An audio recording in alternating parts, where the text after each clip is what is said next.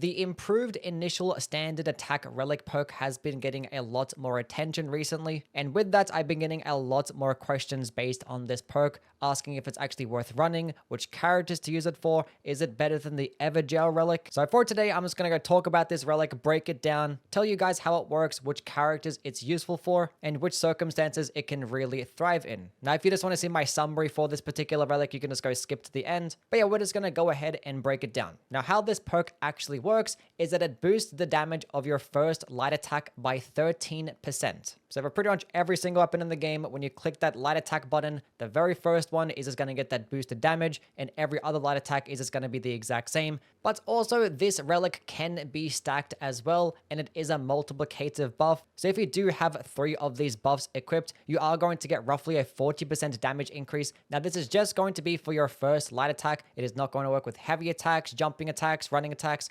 critical hits, spells, crossbows, great bows. Doesn't work with any of those things. And also do keep in mind, if you are a person that like to lead off an engagement with a jumping attack or a running attack and then go into your light attack combo, you're pretty much skipping the first light attack and you're not going to be benefiting off this perk at all. But yeah, even though it doesn't work with great bows and crossbows, it does work with regular bows, and that's kind of where I want to start off first, specifically with the IRONEYE, because yeah, this particular relic has received a lot of popularity with this character, and the main reason being is that there is a pretty reliable way to consistently use the first light attack over and over again, and that is if you have a weapon in either hand, and then you can just alternate by clicking R1 and L1 and then always guarantee you do the first light attack. And this can work very well with bows because you are pretty much doing the exact same attack at very similar speeds, so you can just pretty much see this as like a free damage boost. Now the thing is, it doesn't really work that well, and the main reason being is that the IRONEYE bow combos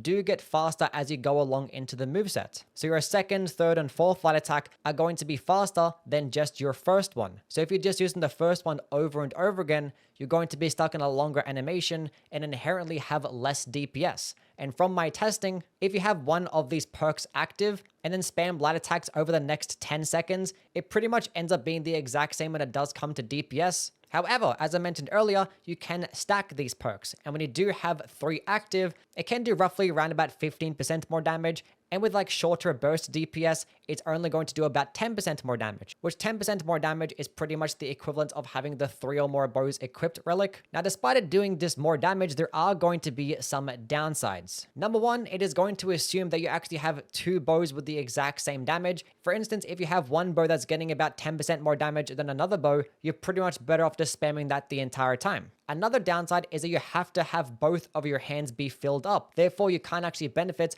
of some nice offhanded perks. So things like multiple periodic glint blades, HP recovery on hits, or even if you actually wanted to benefit of some weapon buffs like Black Flame Blade, which does pair very well alongside bows, you're not really going to be benefiting at all. And I think the most obvious downside is that you're going to have to dedicate 3 relic slots just to be able to do this playstyle. And with the IRONEYE, there are so many powerful relics out there that is only really going to be good if you have it in combination with other stuff. Like, I'm not going to really value this 10% more damage if it means sacrificing things like +1 character skill or having the duration of the mark be extended. And also, I am not going to prefer it over the Knight of the Lord relic. This particular relic requires a different playstyle because it involves you having to switch every single 10 seconds to gain a damage boost, and I did do the testing of this particular relic compared to having the 3 initial standard attack, and the initial standard attack relic did about 5% more DPS when it was like sustained damage over like a long period of time. Now the thing is, this testing is not really translatable to like regular in-game practices because you're not going to be able to spam your bow for that long because you either have to dodge enemy attacks or have to wait for your stamina to recover. So realistically, you're only really getting like a 5-second opening where the Knight of the Lord relic is just going to do better, especially because that while you're regenerating your stamina, you can just go ahead and switch your bow. And this particular playstyle does have your offhand free, so you can actually benefit off those offhand perks. And the thing is, this is actually just comparing light attack damage. There are some instances, like when you're fighting large bosses, it's better to spam the heavy attack instead, where the improved initial standard attack relic is doing nothing for you. Also, when you wanted to get a critical attack, or if you wanted to use skills like Rain of Arrows or Barrage, the Knight of the Lord relic is going to be infinitely better. And best of all yet, this is only going to take up 1 relic slot. So you have 2 whole relic slots free, to throw on other things, like 3 or more bows equipped to give you more damage, the +1 character skill use. Like, there's so many other things that you can benefit off, that having a relic like this that can just give you more damage than having 3 separate relic perks is just way too invaluable. So yes, for me personally, I would not run this relic at all with the IRONEYE unless you had like 3 god rolls with this perk, and then maybe I would consider it. So yeah, an obvious takeaway with this particular relic is that if you are using weapons with these really fast movesets, you're obviously not going to benefit as much. But with these really slow and hard hitting movesets, you're obviously going to benefit more, which is where the Raider is going to come into play. I think this relic with the Raider is pretty much an S tier option, and it's mainly because it doesn't have many like obvious perk options for him. Like, outside of the ones that give you more damage when taking damage, I think these are like the must-haves. But outside of that, you can really go any which way. And something like this relic could be a priority. Because yeah, if you have 3 of these things stacked up, you're getting about 40% more damage to your first light attack, which if you're using a larger weapon, it only has a 3-hit combo. So it essentially means that you're getting roughly around about 13% more damage just inherently with your light attack combo if you manage to get all 3. But the thing is, that's not even going to be the case most of the time, because there are plenty of bosses in the game that don't give you an opening long enough. So in practice, this relic is actually a lot better because you're most likely only going to use like 1 or 2 light attacks for most openings. And this is especially true if you do power stance. Now, once again, do keep in mind, if you do like to lead off with the jumping attacks because you like the distance that it covers and the bit more stance damage that it does do, then this relic is pretty much useless to you because it does like skip the first light attack in the combo. But the damage is going to be more than a jumping attack. And with the Raider, being that you have so many larger weapons available to you, in the colossal weapons, great hammers, and great axes,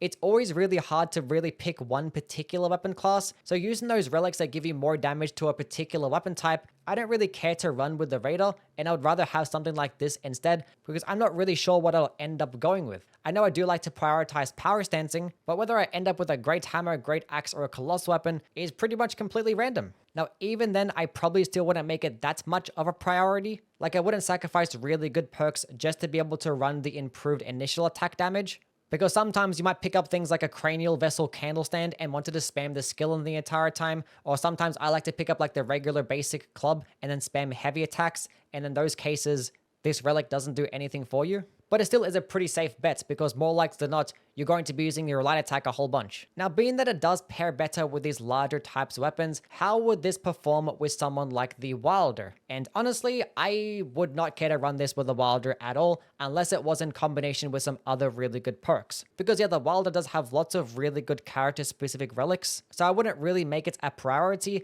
And also with the WYLDER, he has like the best damaging scalings in the game, that pretty much with every single weapon type, he either gets some of the most damage or the most damage. So in that case, I'm just going to end up using the best weapon available. If I end up finding things like a Star Fist or a Raptor Talons, I'm just going to go ahead and use it. And those particular weapons aren't going to do that well with the initial standard attack increase. Now, yes, he is more likely to find things like greatswords, but greatswords are still really not that slow, and a lot of the greatswords that you do end up finding could be these like really hard-hitting skill-based weapons, things like the Death's Poker, Ordovis's Greatsword, the Gargoyle's Black Blade, Blasphemous Blade. All of these weapons, you're probably just going to be spamming L2 for most of the playthrough.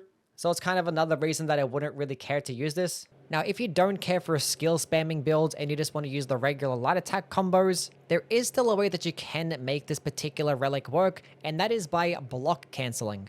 You can do this by blocking or while clicking the block button as soon as the first light attack animation is about to finish. And then when you click the light attack button again, it's going to immediately revert back to the very first light attack combo and gain that same damage boost. Now, this is going to be better when it comes to like sustained DPS over a long time, but when it comes to burst DPS for like one combo, it's pretty much about the same. And this is going to be a lot harder to try and pull off as well, but it is something to keep in mind. Now, in terms of the other Nightfarers, the spellcasters are not going to benefit off this, so the Recluse, the Revenant, kind of even the Duchess too, especially because that her other main hand option is going to be a dagger.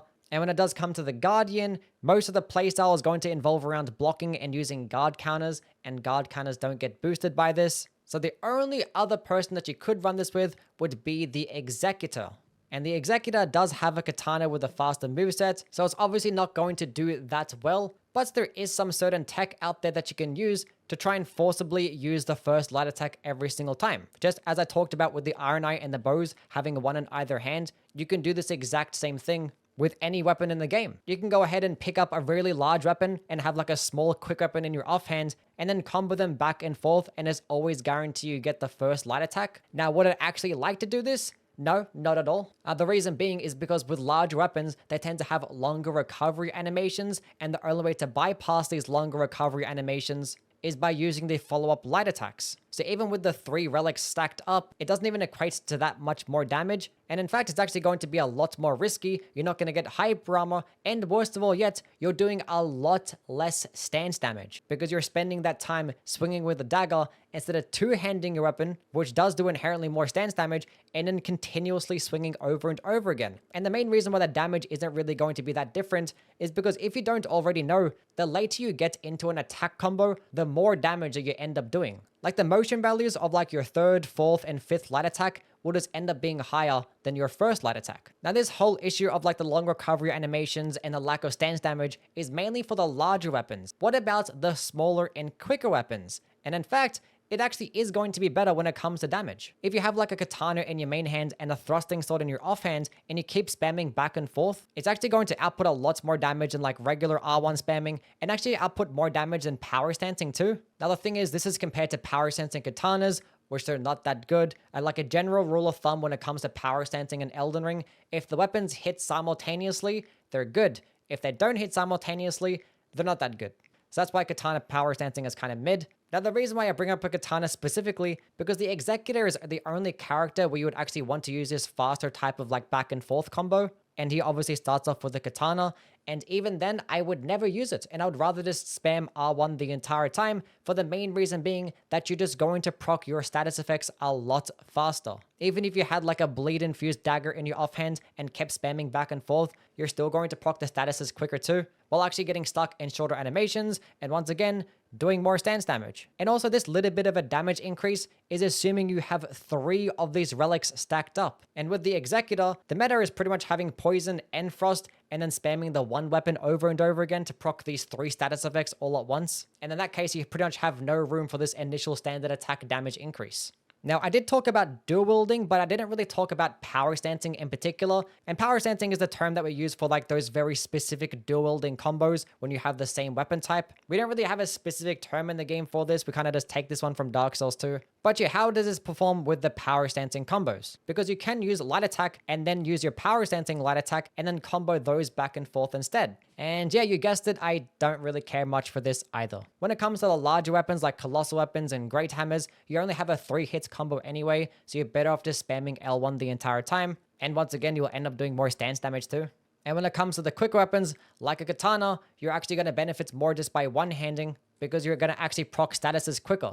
Because yeah, being that the weapons don't hit simultaneously, the power sensing katana moveset is not going to proc bleed as quickly as one-handing would. And if you were to use the power sensing movesets that did hit at the exact same time, it's still really not worth it. Now, when it does come to fighting enemies that cannot get procced with status effects, then yeah, it's going to do more damage. By all means, have a weapon in your offhand, stack up 3 of these perks. This is going to be the best way to maximize your DPS. But the thing is, like 90% of the enemies in this game can be procced with a status effect, so you're pretty much always better off just having it on. So in summary, it can actually help the DPS of these like quicker weapons, spamming 1 and 2 back and forth. But in terms of the practicality of it, and it being compared to other types of relics that can just give you more of a benefit, it's not really worth it for almost every single character, except for the Raider, being that it synergizes perfectly with those really slow movesets that don't really have that long of a combo. And with the IRONEYE, it just doesn't do as well as a Knight of the Lord Relic. But yeah, that's pretty much it for this breakdown. If I did miss anything, just let me know down in the comments below. There was like a lot of information shared and things to be tested out, so maybe something did end up slipping by. But if you do like what you see, please do like and subscribe. I will be making some more Relic videos like this in the future,